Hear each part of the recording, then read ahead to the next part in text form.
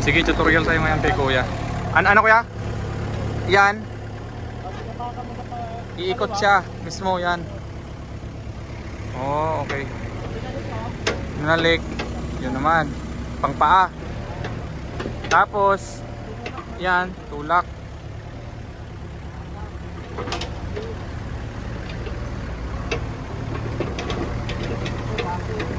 Bakel yung sa kanan. Forward yan. Yung ano ulit kaya, itong doser. Ayun. Anong nasa likod? Mayroon isa, yan. Accelerator, tama. Yan, pabante. Ayos.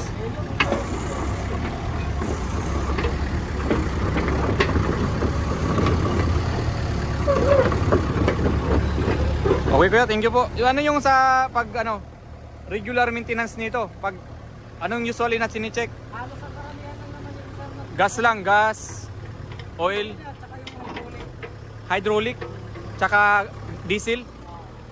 Saan po banda yon? yung diesel ito.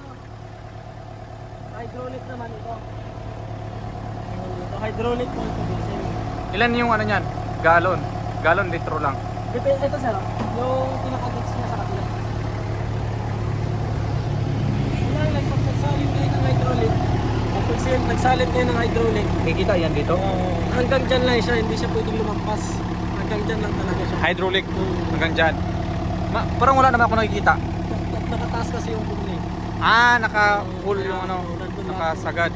Bumaba siya. Ngayon pag nababa mo yun, babalik mo naman yun. Okay. Hanggang dyan lang siya yung ano lang is. Dapat. Kasi hindi siya pwedeng lumagpas. Sumubra kasi masisira yun. Hydraulics yan. Tapos yung gasolina, saan nilalagay? Ito diesel. Diesel. Mga ilang litro full tank nito? 2 litro, 3 litro. 3,000 litro? O Yung pera na. piso? So mga 30 liters? 20? Ilang ano yun? Nasa mga ilang oras na ano yun? Trabaho? Maghapon na sir. Maghapon na yun? 2,000. Okay na rin, no? Ito ba yung mga bilihin, sir, dito? Hitachi? Ito sir, nabili na ito eh. Bili na yan.